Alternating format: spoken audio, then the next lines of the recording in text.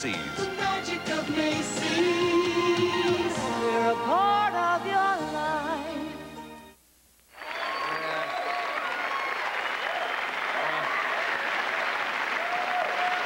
Oh, boy. Yes. Another light evening. Yeah, the fire marshal's even upset. He doesn't like that you're smoking on the air. Well, they're lights. Oh, oh boy. Can we talk about Dice? I've heard you in the past talk about this character. Dice isn't you, is it? Well, to a certain point it is, you know. Oh. I mean, you know, when I do a show and I put on the sparkle jackets and the, you know, the whole outfit, that's like building a character. But, I mean, the comedy comes from living, you know. Yeah. So none of that's phony, you know. Do you sit down and write? You sit down and write your jokes, or you just... Not a word. Really? Yeah. I mean, it's the stuff that just, it's like a rage inside, you know. When you're 2 feet away from an elevator door and people slamming in your face, it pisses me off, you hear? You know, it's that kind of stuff. So by the time I get on stage at night, it's like you explode. Every interview that I participate in, the question I always get is, you were closest, did Dice cry on your show? Well, no, what happened with that thing is, I just wanted to get a point across to America. I'll be honest with you, and you know me, I'd rather tell you to your face. I don't like, you know. I thought you were faking. I thought it was a publicity stunt. There were certain shows I've seen that I thought might have been a little set up, you know what I mean? You know. I mean, you once had a fight with, actually a few gays in the crowd. Yeah. And isn't it funny that there were only 2 guests that night? Isn't it funny? There was an extra 8 minutes to kill Arsenio. What you have to do... You know, but the truth of the matter is... No. Only I know the truth of the matter. The truth of the matter is, first of all, like yourself, I'm a comedian. I do jokes. And an impression that I did one night, the same organization took, many nights. And based on what I feel is right or wrong, it will continue. But I did an impression at one point, or a joke at some point, and the same organization took opposition to it and came and protested during my show. I cut segments short following that. You can believe me, other than wrestling, there's nothing phony about me, and I wouldn't be sitting there telling you to your face. There's nothing phony about me, and what I did, I was just trying to get a point across. It's just you did an Elvis thing in the middle of your crying, and I was like, you know. What happened to me was, there was a lot Sandy, do you have his clip? No, wait, I want to explain this. Let me see the clip. Let me see the clip.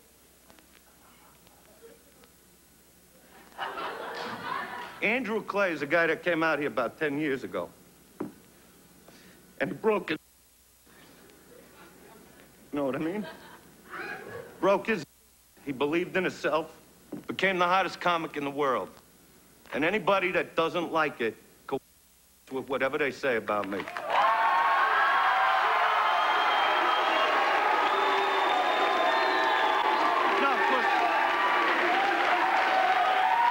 because just let me say this, because I always believe that you could take yourself and put yourself...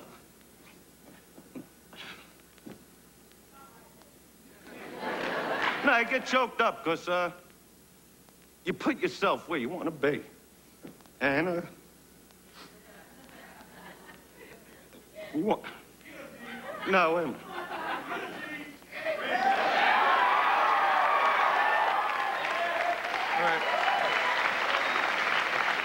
All right, the bottom line... No, I'm going to tell you what happened. I was under a lot of pressure, you know, because things took off real quick, and I started getting a lot of bad press. And it caught up to me, and the point I was trying to get across, watch, it'll happen again. What I was trying to get across is that, you know, no matter what it is that you do, you know, to just focus on what you do, and that's the point I was trying to get across, because there are a lot of people out there that always say I could do this or I could do that, and the way I look at it is, then do it, like I did it. And I got a little choked up, you know, so it was like, I didn't care what people thought of me at that point. It was like, I just wanted to show them I got to where I wanted to be, and that's what I think people should do, you know. And it was for real. Well, anybody that didn't believe it isn't in the human race. Wait, no, wait, you can't take me out the human race because I questioned it, man. But you could see it. It's right there. And if you want to know, if you want to know whether I'm for real, ask them. They hate my guts, don't you? No, but Queer Nation hates my guts. I always say I'm a great actor, but that was no act. And what I did to get the point across, I had to throw myself into that whole dice head because I was getting very choked up. You know what I mean? It's like everybody's got that side of them that's like a brick wall, a defense. Yeah. You know, which is sort of what Dice is on stage. That's that side of my personality. And then you got a softer side. So to get out of that, because I couldn't talk, I had to snap into it. You know, and because as, you know, I look at what I do, I'm an entertainer. And I love to make people laugh, you know, and there's always going to be people that don't like me, but I can deal with that. But the point of the matter is, I could have also been stealing cars. You know, instead I pushed myself to become something that a lot of people look up to and a lot of people appreciate and a lot of people have fun laughing with, you know. So I can't really worry about the people that don't like it, you know. I try to get anti-drug commercials. I get a hard time with that. And they go, well, why should we give you an anti-drug commercial? I go, forget about what I talk about as jokes. I'm talking to kids, you know, that are 15, 16, 17 that watch my movies and watch my tapes and look up to me. And I'm saying, look, I didn't get to where I am because of drugs.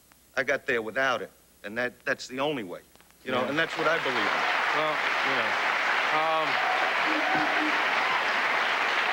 oh, gosh.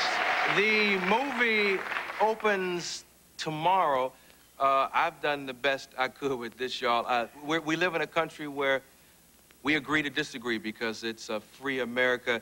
There are people who don't like what you do. There are people who don't like what I do, and I guess you just can't please everybody. Kiss the baby for me. I hear you. Andrew Dice.